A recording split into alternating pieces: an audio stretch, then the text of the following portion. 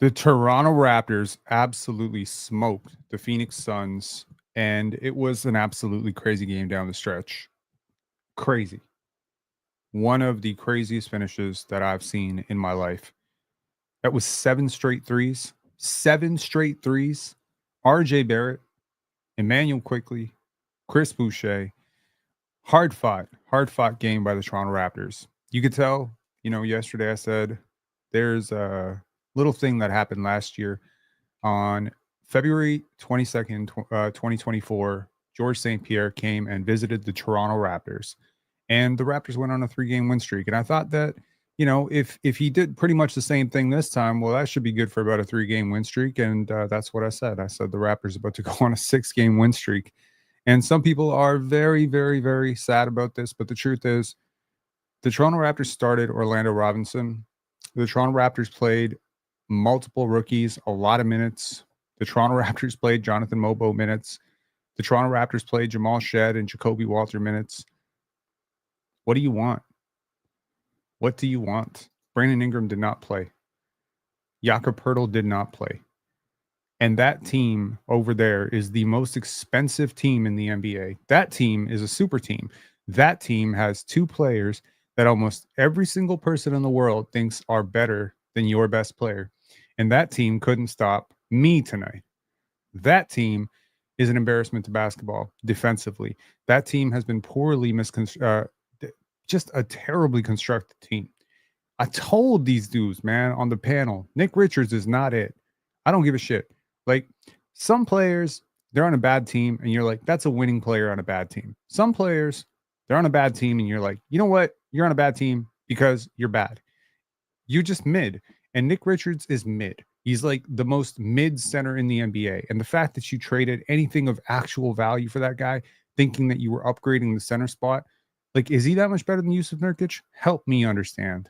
Mason Plumlee and Nick Richards. Kevin Durant certainly tried, but just couldn't get it off, man. The Raptors had him. And Scottie Barnes, big credit to Scottie Barnes, man. Very, very critical of Scottie Barnes in the last game. But this game, he brought it, man. He brought it defensively. He brought it in transition. He controlled the pace of this game. Couple of awkward sort of finishes. I think he didn't score in the first quarter. In the first 9 points, every Raptor scored except for Scottie Barnes.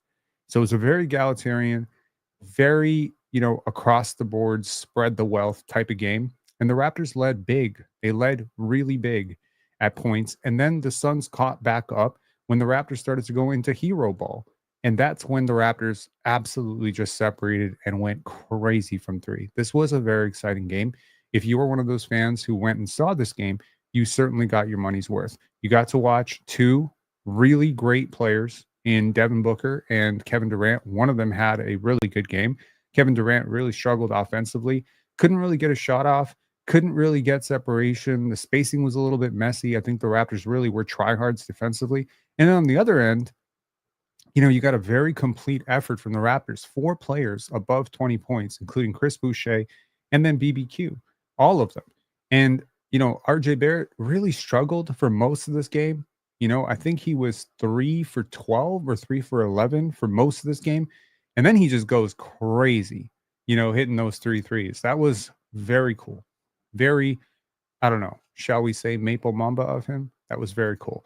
Anyways, let's take a look at the box score. We'll definitely break down some game film. We'll look at the good. We'll look at the bad. So even in a game like this, there's definitely bad. There's definitely a lot to clean up. But for the most part, it's good. Okay? So the good. Let's talk about it. Kevin Durant goes 5 for 15. That doesn't happen too often. This is a certified bucket getter. And, Mike Budenholzer got a technical foul because he felt that Emmanuel Quickly fouled him on that play. But we'll look at that play. It's not a foul. The Raptors were just the more physical team tonight. They really had the Suns card, and the Suns couldn't do anything on the other end. Bradley Beal had a hella efficient game, but I think a lot of that was by design. You got to pick your poison. The Raptors exerted a lot of their effort to stopping Kevin Durant, and it often resulted in Bradley Beal getting like a little bit of an opening to get his shot off. Devin Booker caught a little bit of fire late, right? And he had 31 points, and then off the bench, nothing really. Grayson Allen had 9 points. A lot of it was in transition. I don't think he was particularly impactful. And, they got It's funny. Bol only had 2 buckets, but they felt big. They felt big in that moment. For the Raptors, you get a very complete all-around performance from Scottie. We're talking like defense, help defense, man to man. He was pressuring full court. He was being a great connective passer. He was handling the pick and roll. He hit a couple threes tonight. He gave you a little bit of that mid-range package. He hit some open shots. He was doing creation. He was letting others create for him. He was setting screens. He just did everything. It was just everything. This was like the Scottie Barnes variety hour, like you got a little bit of everything. Was it a great game? No, of course not. But a very efficient game. 8 for 14, 2 for 3, from the 3-point line. You could tell his ankle is still bothering him for sure. But, good for Scottie for, finally wearing those ankle braces. That's been a good idea the entire time. And Emmanuel quickly, starts out really strong. Grady Dick started out really strong. I don't think Grady scored after the first quarter. It was like the first half. He didn't score in the second half. But Emmanuel quickly, he went through a bit of a lull in the second quarter, third quarter, and then fourth quarter, he just went in fuego. And, he really caught fire, like really deep, and those are backbreakers. They say 2 points is not 2 points. Well, sometimes 3 points is not 3 points. When a dude is like pulling up from like 28, 29 feet, those points may count for 3 on the board, but they are so deflating because it's like you start to think like, yo, what are we supposed to do when a dude is shooting from like 28 feet away? So I thought that he was very impactful. Honestly, Chris Boucher, one of my favorite Chris Boucher games ever. Very within the flow for the most part. Very efficient. 9 for 12 from the field. Didn't really force too much. 23 points, 10 rebounds in 20 minutes. We couldn't get a first round pick for this dude. I mean, the Phoenix Suns couldn't have used this dude. You know what I mean? Like, you get what I'm saying? Like you want Plumlee, Nick Richards. Yo, Chris Boucher's not chopped liver. Could have used him. A contender is definitely kicking themselves right now watching this performance from Chris Boucher. And I thought Jacoby Walter was fantastic. He's got this staple that he does almost every single game where he would just grab the rebound. He'll play defense. He'll grab the rebound. He'll look up. He'll see an opening, and then he will attack that opening in a full court transition, like a little mini Dwayne Wade, LeBron James, and he'll just go all the way to the basket, and he will throw himself into two offensive players. He has 2 defenders. He doesn't care. He is completely fearless, and he is very good at it. Very good at it. You just wait till this dude gets stronger and the refs start respecting him a little bit more. He's going to live at the free throw line.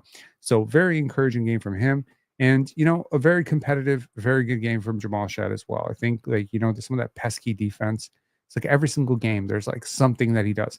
Ochai Baji honestly continues to feel a little bit lost. He had good moments, attacking this weak ass defense. But really, if you cannot score on this defense, you just can't score.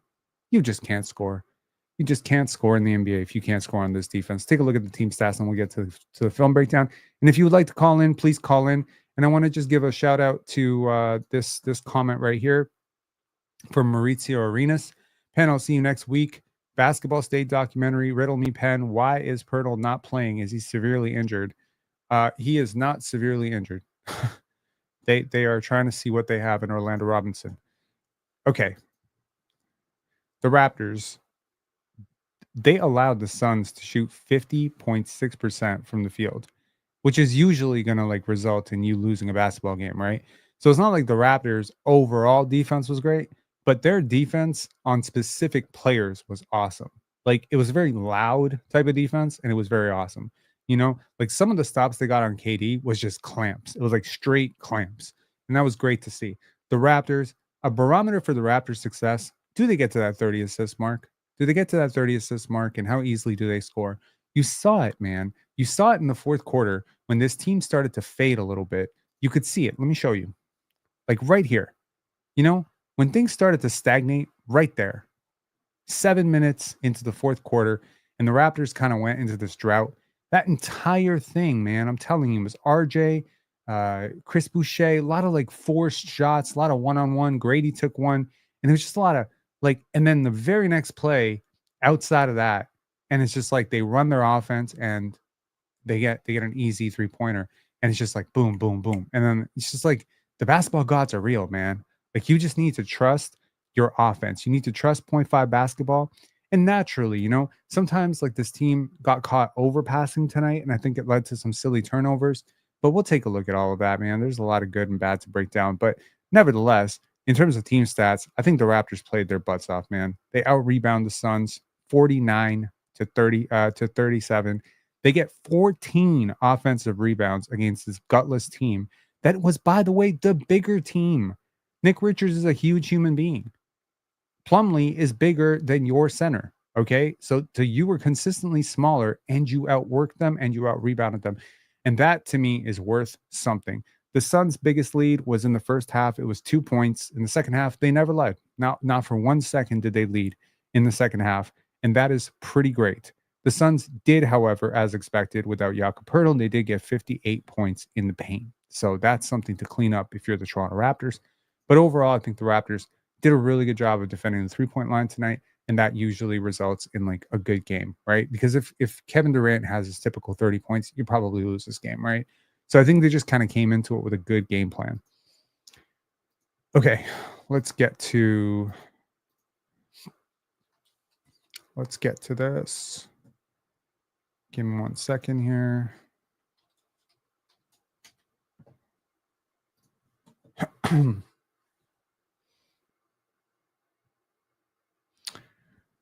Okay, the aforementioned, they called me a madman.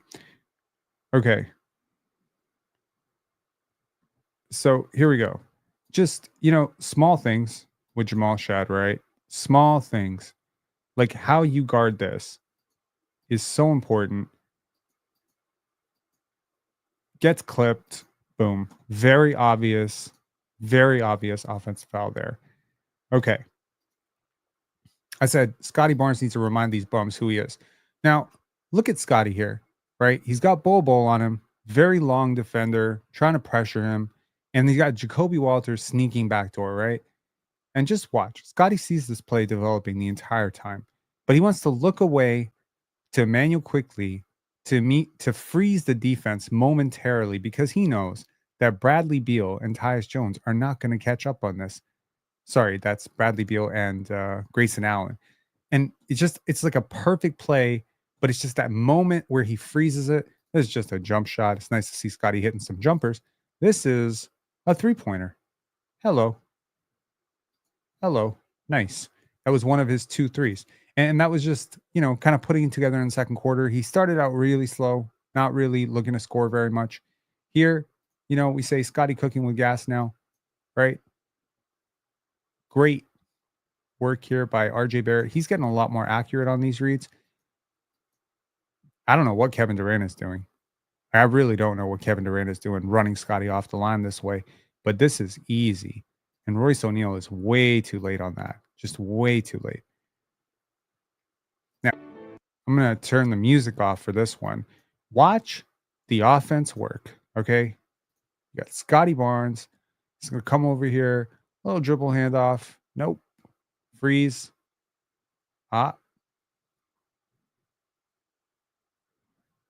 Passes it right back. Defense miscommunicates it.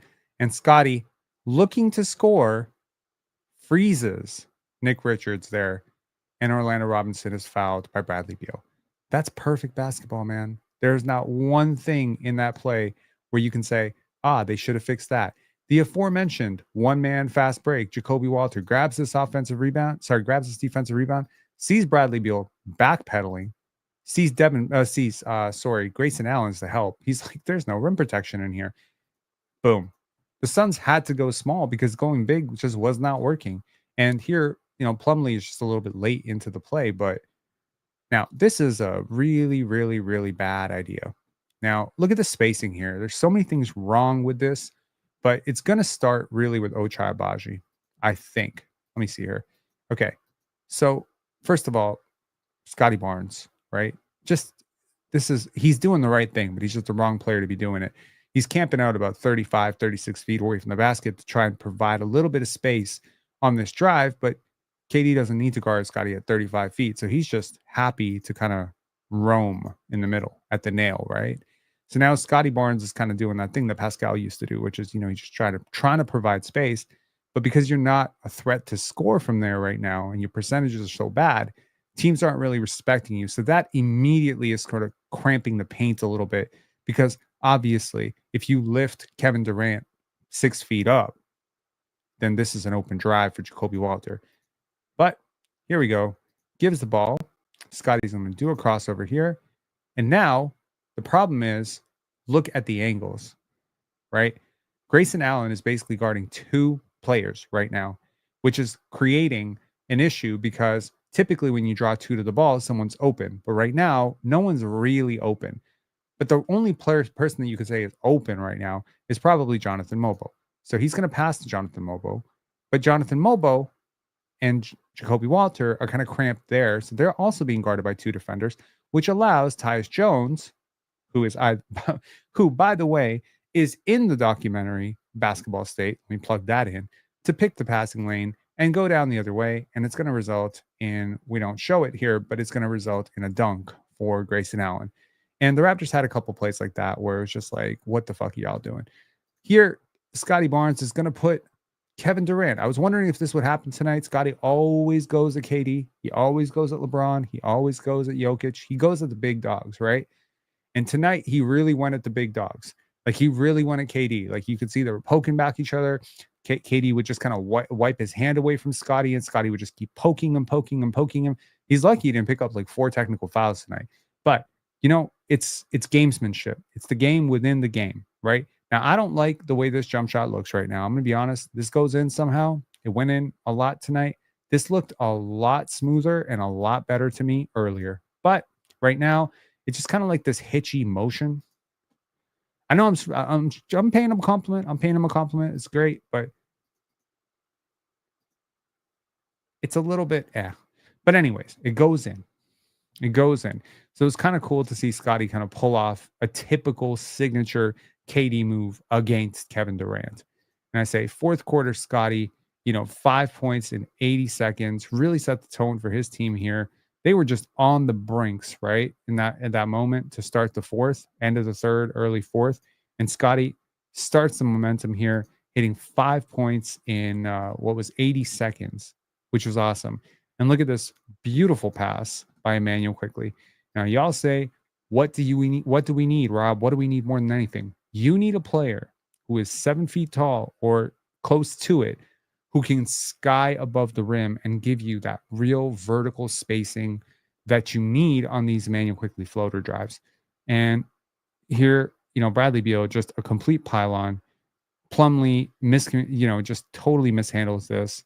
But, it's like you're in such a bad position because you don't have help in the gaps. And Jacoby Walter is not necessarily like a huge 3-point shooting threat right now, but you're not just going to completely abandon him.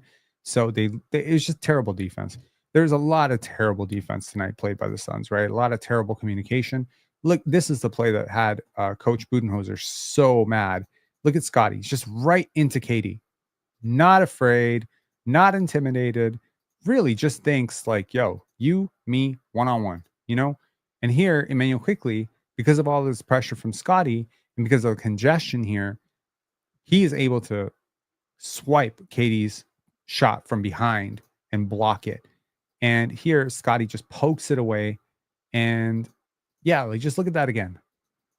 Hand up, hand up, hand up. He has to be a little bit uncomfortable. They say with great scorers, it's not about the contest, it's about all the work you do before the shot goes up. Well, that's exactly it. Right here, you see all the work being done. He's uncomfortable. You can see it. He's guarding the basketball. See, one of the things that the Raptors really, really preach, which, I've heard a lot about from the Raptors, is active defense. As opposed to passive, reactive defense, they preach active defense. And they say, well, in the NBA, or, we'll talk about active defense after. Sorry, I'm just going to continue the film breakdown. These things get a little bit long and tedious if I don't. But I'm going to put that as a note to myself. Definitely talk about active defense. Here, look at Scottie's two-way impact here. Okay, takes Kevin Durant off the dribble. Boom. Goes right over Plumlee. That's a foul. They don't call the foul, but okay, cool. And then hounds KD up the court, right? And what I say, the work you do before the shot, right? KD is not a great ball handler. He's tall and he's not the greatest passer. He's a great scorer, great shooter, but you do the work before he gets to his spot. Once he gets to his spot, you're cooked. So you do the work beforehand, and look at this defense. And this makes Kevin Durant very uncomfortable, and Jonathan Mobo is right there in the passing lanes, and boom, the Raptors are off the other way. That probably was the play, I want to say, that was the nail in the coffin for them. Everything after that was just extracurricular, to be honest. That's two-way, man. But of course, you can't have a game without a little bit of drama. Here's some bad ideas by RJ Barrett. And this is back-to-back, plays by RJ Barrett, where it's just like, this is a terrible shot. Okay? You're not under any pressure of the shot clock. This wasn't a situation where you had 2 seconds to go. No, this is a shot you chose to take. Look at your teammates. They're wide open. That's Ochai Agbaji in the corner, 43% three-point shooter, 42% three-point shooter from the corner. You got to find him. Problem is, you take this shot, Kevin Durant blocks it, and then you got a live ball transition turnover. See, those types of missed shots are basically turnovers. Once again, now, what's the right move here? The right move is to freeze the defense so that Ochai can cut back door, and then to find Ochai for an open dunk. You cut into open space. You don't cut into closed space. So now Ochai's drive is going to be somewhat mitigated or muted. So Ochai is going to remember right away. He's like, oh no, I'm getting in his way. But that's not what was supposed to happen. That's not what's supposed to happen here. Here, you do one pump fake, he's wide open. You just do a little bit of a pullback, and that gives Ochai enough time to cut through. Or I just don't like this shot. It's a wild shot. They force you right. Okay, cool. You want to show that you can go right. I just think it's a really wild shot.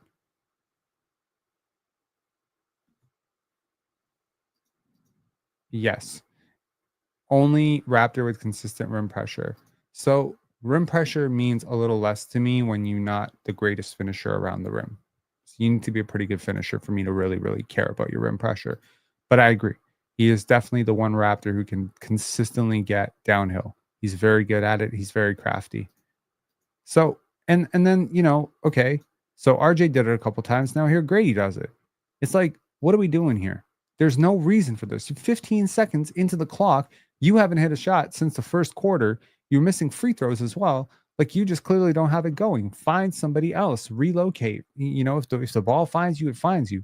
But it's just too often in the fourth quarter, it felt like the Raptors were trying to go into hero ball, right? And it doesn't work. And it's just like there's no need for it. And I get it. Like, the lead is crumbling and it got all the way down to 2 and somebody wants to take it upon themselves. But like, you don't need that.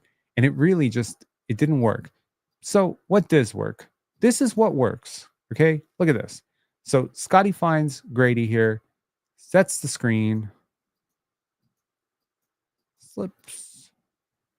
And here, just a simple miscommunication. Grayson Allen doesn't get up. Way too late, Bradley Beal, and boom. And that's 111. And that's when the floodgates really opened. All right. And here comes Emmanuel Quickley again. This time off the dribble.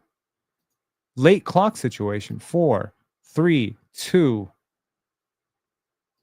1.3.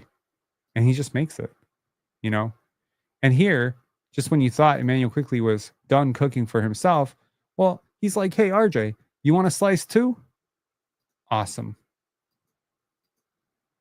And this time, Devin Booker finally closes out, and he runs into RJ Barrett. Lord help me. This is one of the worst defenses, I think, in the NBA. One of the 5 worst defenses I've seen. And this graphic should make you happy if you're a big Chris Boucher fan. And it certainly should make you happy if you're a Raptor fan, because the Raptors played their butts off tonight. Now, obviously, tanking implications and all that stuff aside, yes. Like, Zero Sum saying Scottie really needs to demand the ball. 10 shots going into the fourth. I thought he was fantastic tonight. I mean, fantastic might be a stretch, but I thought he was very, very good.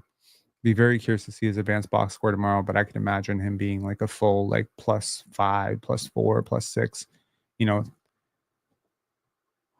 what's the Tankathon looking like right now? We are fifth in the Tankathon, and we've been fifth for what feels like weeks right now.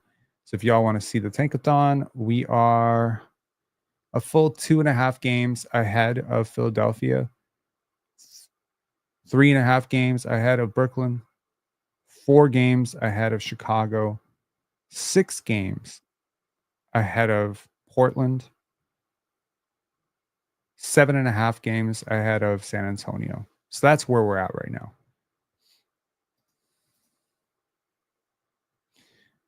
Yes. Scottie got to take more shots. Sure.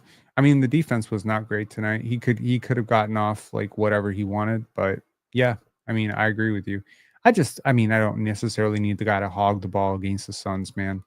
Especially when your teammates have it going. And that was a constant point of discussion between Vince Carter and Alvin Williams of like, oh, I want him to be more selfish. I want him to take more shots. And then Alvin's like, that's just who he is. He's a guy who's going to really just be happy when his teammates are scoring. He's going to be happy for RJ's 40 piece, 35 piece. He's going to be happy that Brandon Ingram has 35 at some point. He's going to be happy for Emmanuel quickly. And you think about it and you're like, man, I wish we had a 30 point per game scorer type of franchise player. I wish we had more of an Anthony Edwards or someone like that. But the truth is, players like this are so fun to play with. That's why everybody wanted to play with Jason Kidd and Steve Nash, and nobody really wanted to play with Kobe, right? Because people like to score. Everybody likes to score. It's helpful for us to know that Scottie can score when he wants to score in the fourth, and when he needs to score, he can definitely score. But there have always been these very unselfish type of players.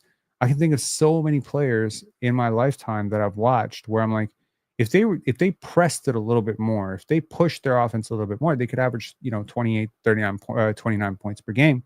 One of those players is actually Rasheed Wallace. Rasheed was so unselfish, such an unselfish player. Played on very deep teams in Portland, very good and very deep teams in Detroit after his prime. But I thought Rasheed was amazing. Consistently, I thought he was the type of guy. Like I thought he was the third or fourth most talented power forward in the league back then. He was definitely one of my favorite players. So LeBron is a lot more assertive offensively than Scottie is.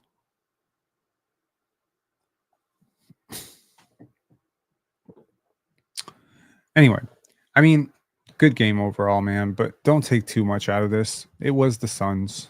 It was the Suns. I mean, I'm not meaning that to be overly disrespectful, but I kind of am. It was the Suns. Okay, this is a Phoenix team that has struggled tremendously all year against everybody. You know what I mean? They are a team that has probably a lot of chemistry issues because certainly you look at this roster and you're like, they should be better than this. But now, next up, the Raptors have the Boston Celtics, and that's not going to be easy. And then they have the Indiana Pacers. So at this point, I believe that the Toronto Raptors are going for another, trifecta. I think they're going for a three-peat here. A three-peat is funny. Just to call this a three-peat is hilarious. But I think they're trying to win 3 straight. The Celtics are notorious for playing down to their competition. The Indiana Pacers have been playing well, but I think the Raptors can beat them. They beat them multiple times this year. They have their number. In fact, the Raptors have beat the Pacers both times this year. So this would be 3 in a row, right? And then Chicago, Orlando are very winnable. And then Utah and Philly and double Washington and Utah. And I feel like that 5-game stretch is like, it's going to be hard to lose a single game.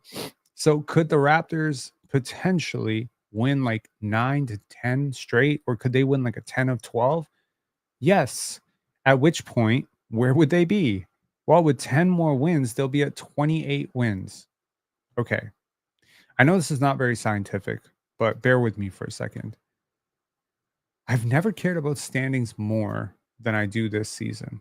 I can't completely tell you why that is, but yeah, I really never have. It's such a weird thing.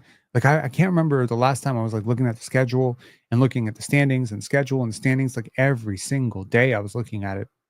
Again, speaks to that whole thing of it's just more accessible than it's ever been before. Okay. So currently 28 wins would put you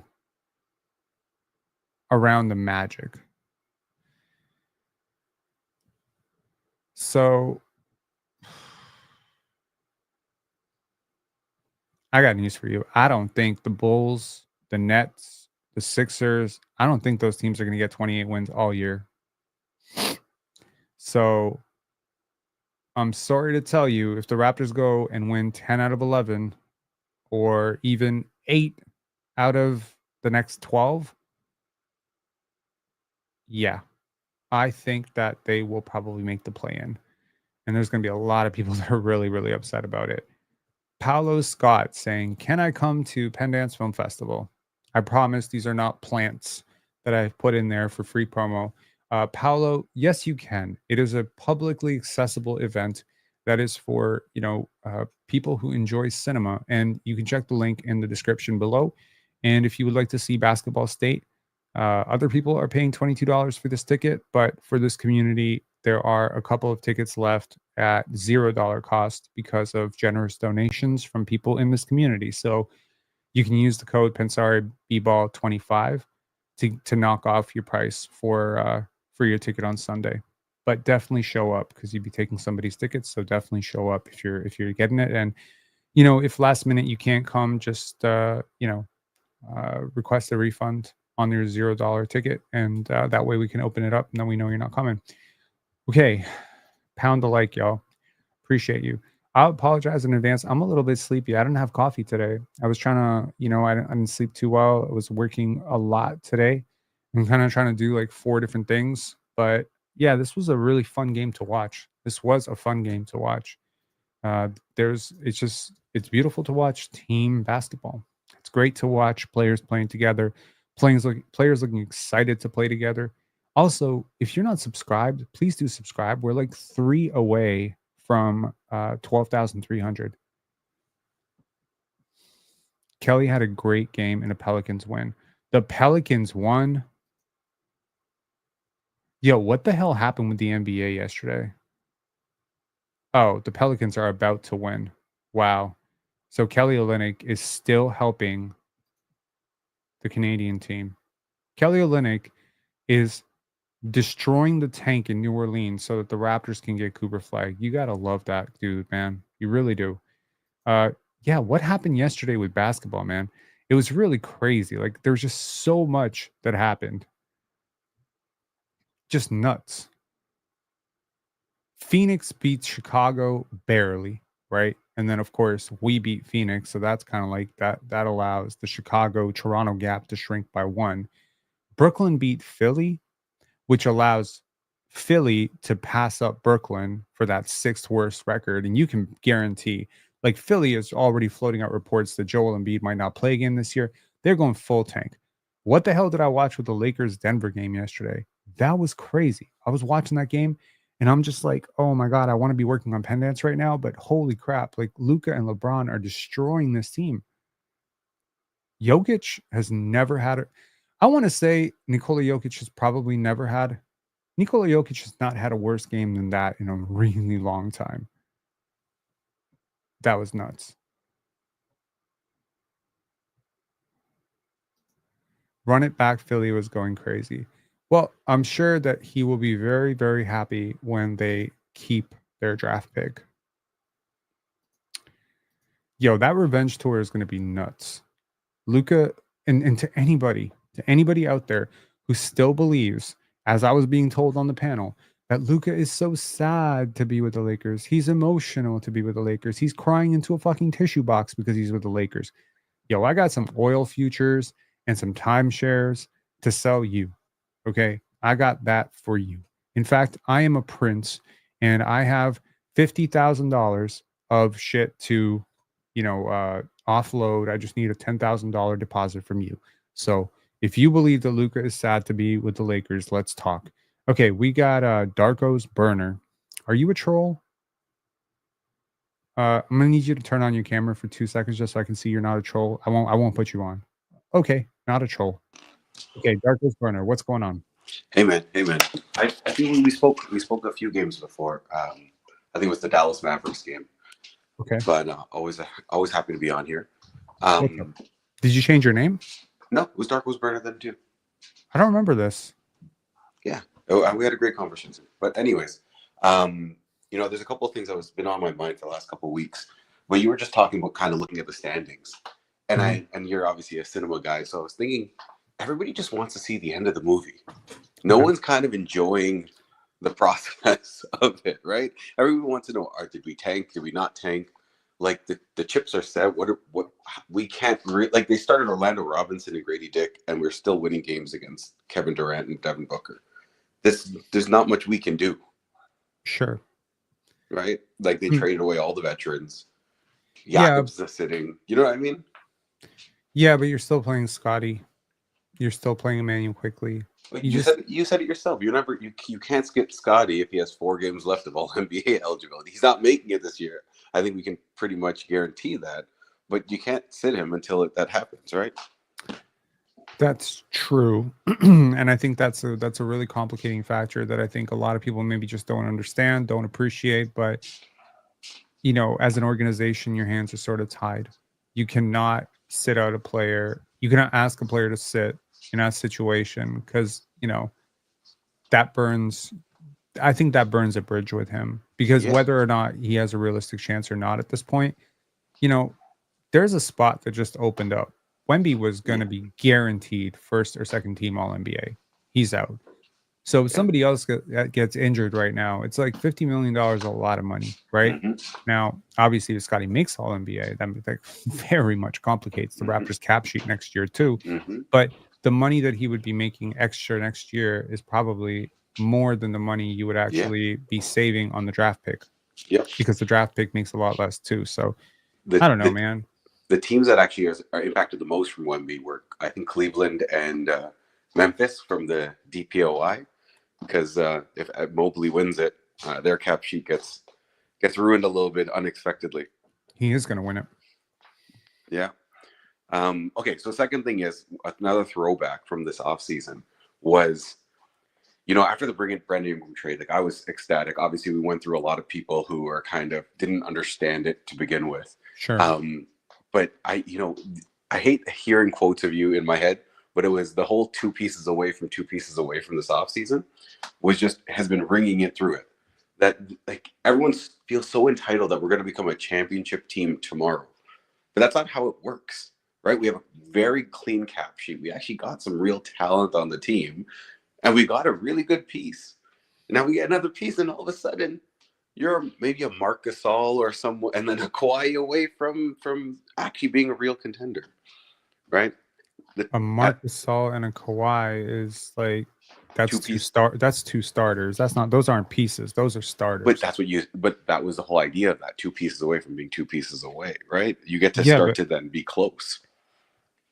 Okay, yeah. I mean, so a lot of teams right now that are struggling, specifically the Suns, the Kings, there are a lot of teams that are struggling actually right now. They have a very similar problem, which is, they have a lot of guys who are trying to go to the same place on the court, right? They have a lot of guys who are trying to attack in the same place. They kind of get in each other's way. And so, the way you approach this conversation was, how do we lose with Orlando Robinson when the other team has Kevin Durant and Devin Booker, right? Like, what more do you want us to do? And it's just like, yeah, they have Kevin Durant and Devin Booker, but it's like, what are the pieces around those players? You could probably assemble a really decent playoff team with KD, D-Book, and 9 mid-level exception players. Like if everybody in the NBA just became a free agent and I could only offer the mid-level exception to 9 players, I guarantee you there is a squad in there that I can make KD and D-Book like a really good team. Unfortunately, you don't have 9 mid-level. You have one very bloated contract that kind of gets in the way of everything as a pylon turnstile defensively. You don't have a center that's a starting level center. And so it's just it kind of complicates things. So right now, I think, if we're thinking about pieces away from being pieces away, I think it's more like swaps. Like Hmm. Grady is a piece, Emmanuel Quickly is a piece, RJ is a piece.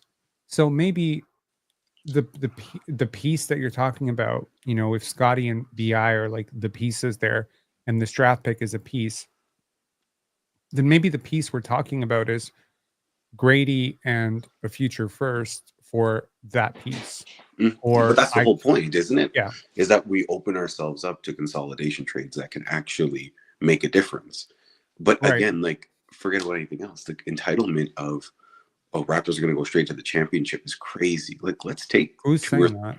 no, as in like everyone's asking, is this a treadmill team or is this a contender or what? How do they fit together? And I'm like, if they can make it first, second round consistently, that's good.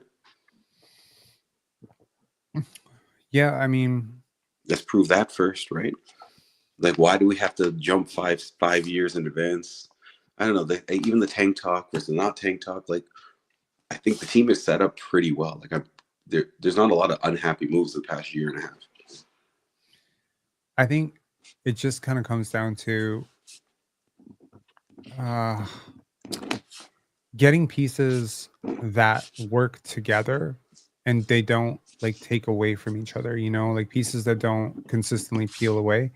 And Hmm. sometimes you could have like a really, really talented player, but they just don't work. Like DeMar DeRozan is more talented than Grady Dick. I don't think he helps you any more than Grady Dick's helping you right now. I don't think the record would be drastically different, but he's significantly better than Grady Dick as a basketball player. Hmm. It's just like CJ McCollum is a better basketball player right now than Grady Dick. I don't know how much more he helps you either. And that's just kind of where I'm at right now, where it's like, okay, do you have a lot of pieces that don't completely fit together. So I understand why people are upset about that. Right. But at some point, it's like we understood watching We the North that Jonas Valanciunas cannot play with DeMar DeRozan if DeMar DeRozan is going to get way better defensively, right? Hmm. Hmm.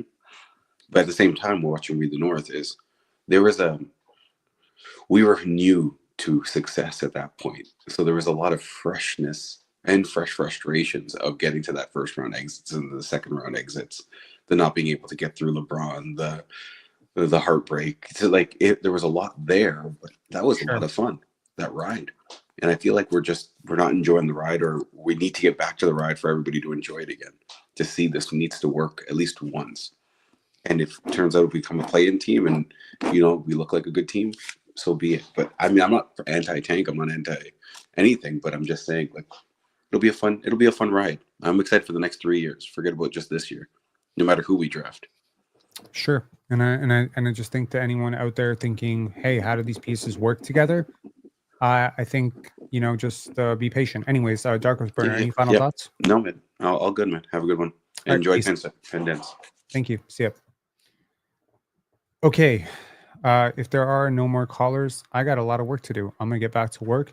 380 of you, thank you so much for coming on. I mean, you got the Boston Celtics up next. This is a test. This is a test. Okay. This is a test for you to put yourself up against this team. I hope Jakob plays that game. It would be nice to have a full slate. Granted, you're not going to have Brandon Ingram for a while, maybe, for a few games now.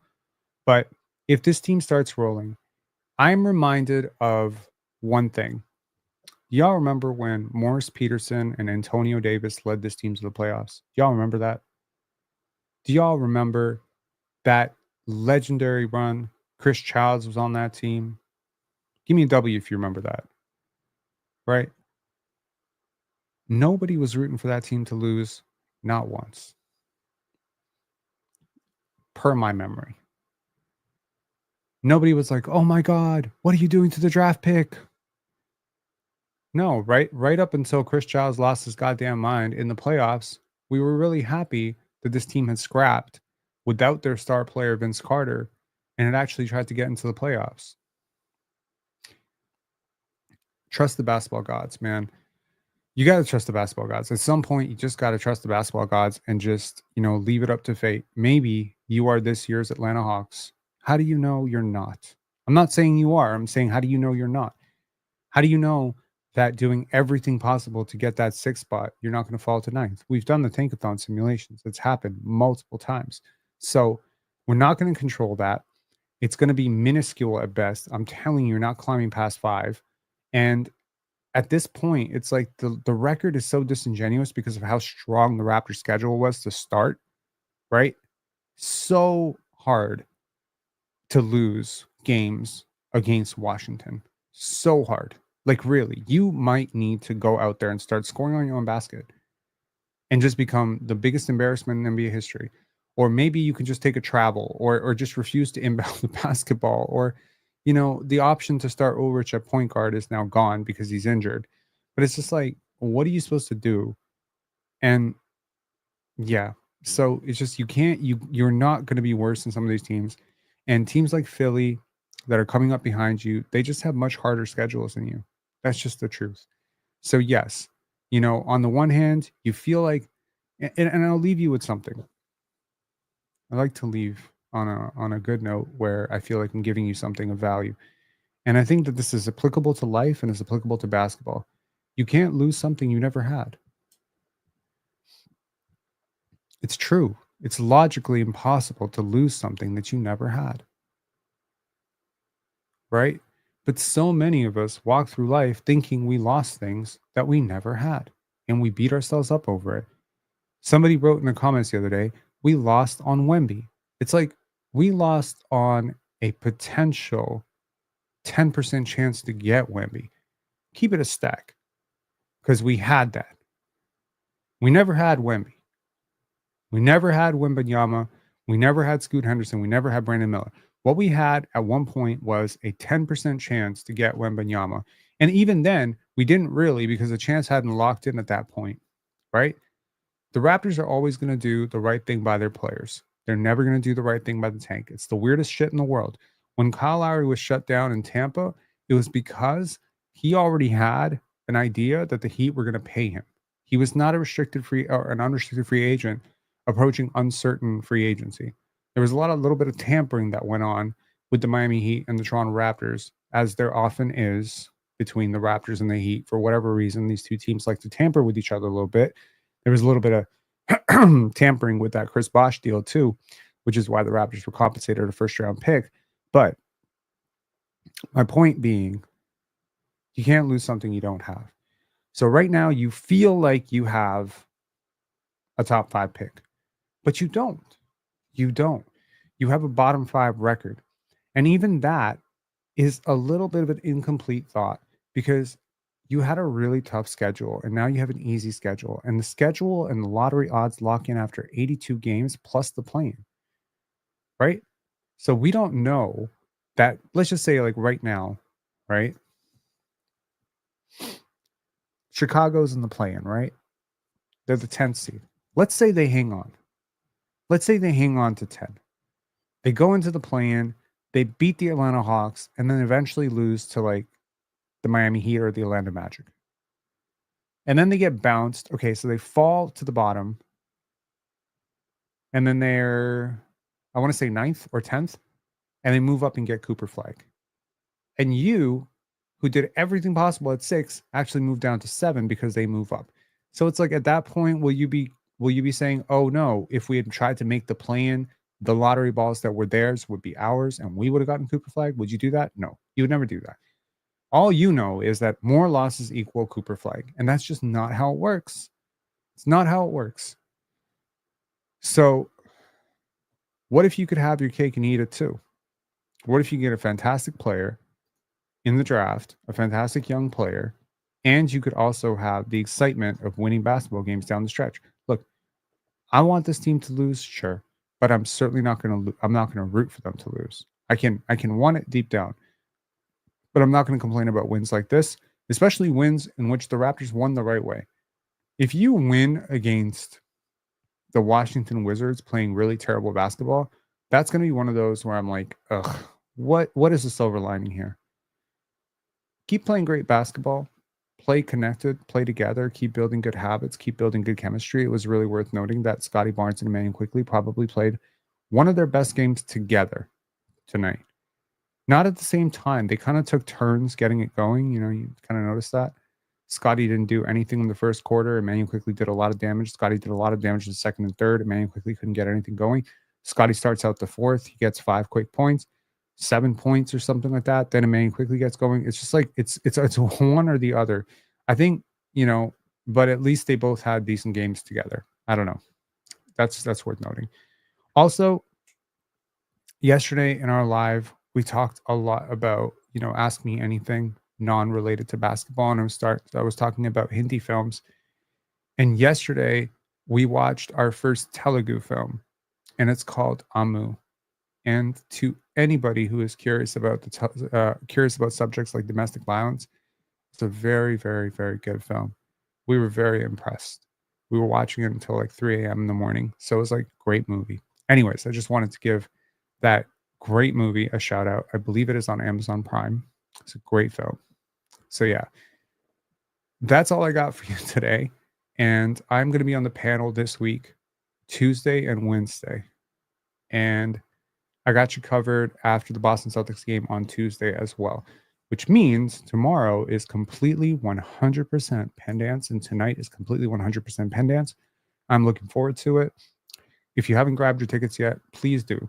And, if you want, if you're someone in financial need, or, tickets are too expensive for you because times are hard, shoot me an email at the email linked on the YouTube account. And, we got some tickets for you for the opening feature, Duino or Stampilla as well. Totally happy to hook you guys up. All right. Nameless saying, what a fantastic win tonight. It was a fantastic win. It was very exciting. Good basketball. And you got to love good basketball.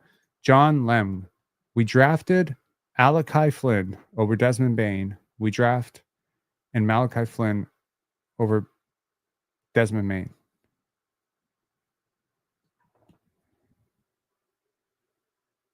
Huh?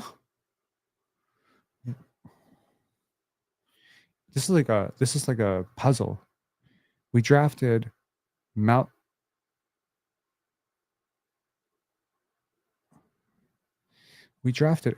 Flynn over Desmond Bain.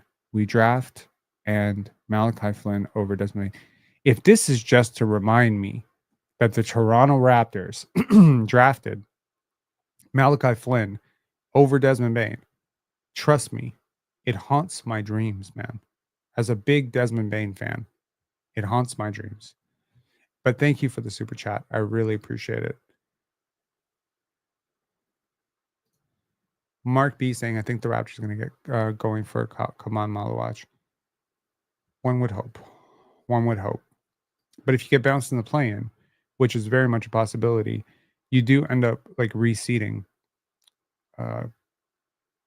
in the lottery. And because the East is so much worse than the West, it's very possible you're still like the 9th, right? So again, you'll get a good player. You'll get a top 15 pick. That's what I'll say. The only thing that's guaranteed, the earlier caller said we just want to kind of see the end of this movie. The end of this movie is you get a top 15 pick. Grady was a 13th overall pick. We were all very excited. Well, most of us were very excited about it. I wasn't all that excited about it initially, but I got excited about it after. Jacoby was a 19th pick. Kawhi was a 15th pick. Paul George was 11th. Giannis was 15th. There's a lot of players picked in the top 15 that are really good. So, yes. Was the Riddle super chat an example of losing something we never had?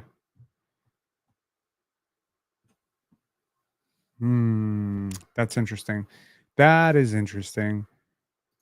No, because you actually had the opportunity to draft Desmond Bain. An example of the thing you never had would be Walker Kessler. Why did we trade that pick for Thaddeus Young? We could have had Christian Brown or Peyton Watson or Walker Kessler. I think that would be an example of that. You never had it, right?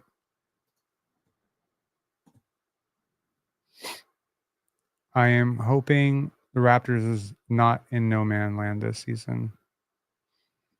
You're way too young to be in no man's land. The bulk of your offense is coming from players so young. And in fact, I will leave you with a final thing, which is the third final thing that I'm trying to leave you with. So Lord knows I'm trying to pad the time to get to an hour here. if the Raptors do draft a player like Cooper Flag or Ace Bailey, then they would effectively be building around 3 players: Brandon Ingram, who is 27 years old, Scottie Barnes, who's 23 years old, and then a player who's 19. When you average out those 3 years, the average age of your core, if you want to consider it your core, is 23. If you add Emmanuel Quickley and RJ Barrett and Grady Dick into that, it's actually younger. I think it's still around 23. That's a really good young team. You know what I mean? Like, weirdly enough, Brandon Ingram is, I think it's kind of like an out of sight, out of mind thing. He hasn't really played, so we haven't really felt his presence yet, but he's a big deal. Like, he's a big deal player. So adding Brandon Ingram and potentially a top 6, 7 pick next year who's serviceable and good, maybe a VJ Edgecombe, maybe, just someone who's a role player. And then having all these players get a year older, like, I mean, really, really could be pushing 48 to 49 wins, and that'll be great. Anyways, talk to y'all later. Have a great one. Enjoy your night. And yeah,